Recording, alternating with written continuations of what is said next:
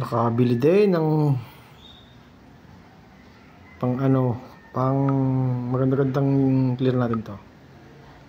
Clear, okay. Visualization, tapos dashboard. Punta tayo sa yan. Tingnan natin yung SD card natin kung anong itsura, kung maganda nga baga. Tapos punta tayo sa read. Tingnan natin kung ano. Hulo na kaya natin. Sige, tapos start natin yung 100 MB. Yun ang write. Yan, nag-range siya ng ganyan. Yung writing speed niya ay pumapalo ng sa visualization ay 100. Yan, yung ganyan lang siya. Tapos ang kanyang 128 MB. O yan ang speed niya. Ganito dapat ang mga original na SD card. Dapat ganito. Kahit hindi siya original, basta ganyan. Yun ang graph na no. Tapos visualization. Pero nadidetect pa rin niya. Kasi bumabagal yun. Yun ang baga bumagal siya. Okay lang yan. Kasi SD card lang naman yan. Hindi naman siya internal memory. Mas mabilis ang internal.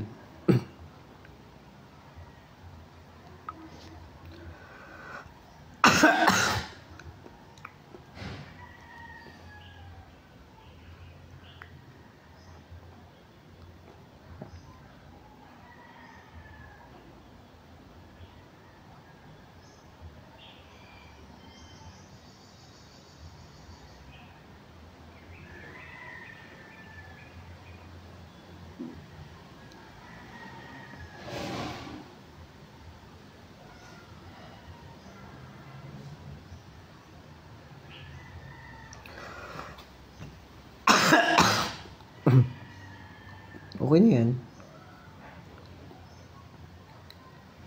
Napalo siya ng 75 Mbps ang kanyang write speed pag sa cellphone. Depende kasi kung yung unit ang ginagamit mo. Kung sa laptop, medyo mabagal siya. Nasa 35 lang siya. Pero kung sa ganitong PC, mabilis-bilis yan. Siyempre, umiinit din yung ating yung external pagka ganito. Hindi siya kagaya ng may cooling system ang mga internal memory natin. Yan ang kanyang visualization niya. Patapos na. Yan, nagwa 100 na ulit siya. Yan, tapos na. 0 na ulit. Tapos na. Tapos yung kanyang read. Mabagal, yan, 100 Mbps, 24 Mbps, yan ang kanyang read.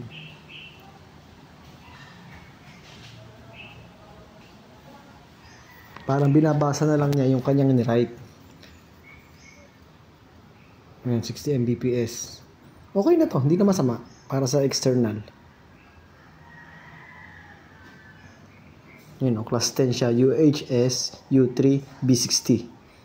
Yun ang classification niya. Ayun.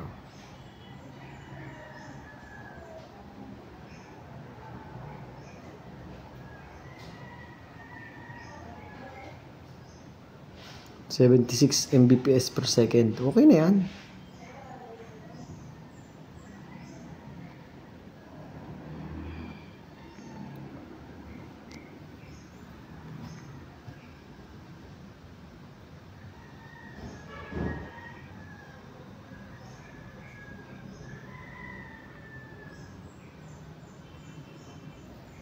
Visualization.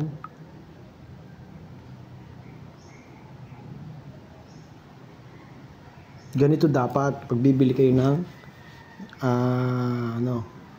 SD card. Ito yung matagal ko nang hinahanap, ngayon ko lang nakita. Nakatagpo din ako ng matinong seller.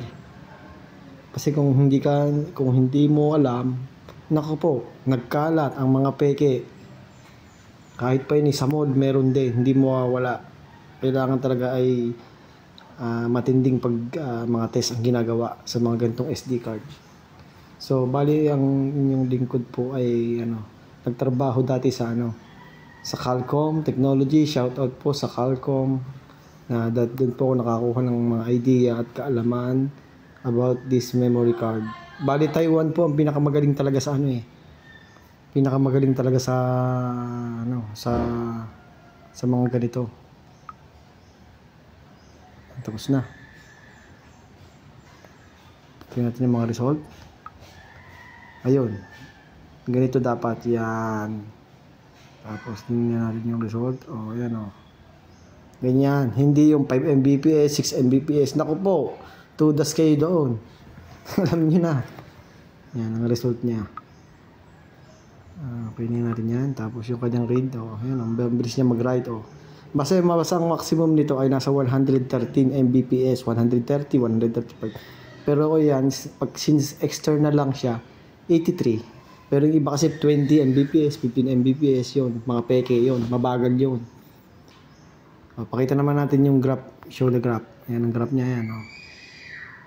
Ano to? Sa kanyang storage.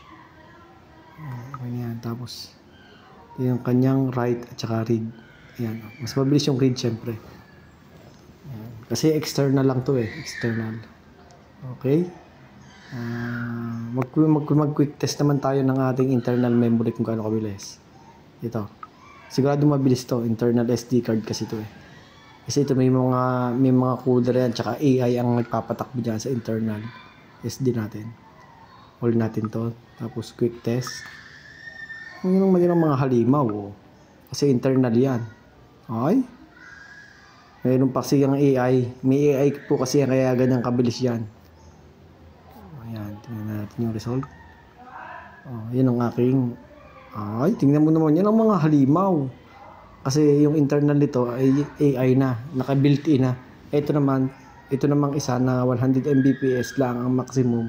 Ay, na external ay ano lang to. Plug and play. Kaya iba talaga pagka naka-contact. Yung naka-built-in. Mas mabilis yung flow ng data pag naka-built-in. Pero kung ganitong plug-in yung connection niya ay bagang nakasipit lang. Yun. Ano lang siya. Yung nakadikit lang, hindi siya magbibilis noon. Tingnan niyo naman kung gaano kabilis ang internal ay compared mo sa external. Pero okay na rin kasi ito namang external natin ay pang-backup lang. Wag lang yung 20 Mbps, 15 Mbps. Patay tayo dyan. Okay, hanggang dito na lang po at salamat po sa pagtingin or pakiusyoso kung alin yun. Okay? Okay? Sana may nagkaroon ng idea yung iba regarding sa pagpili ng mga SD card natin. Thank you!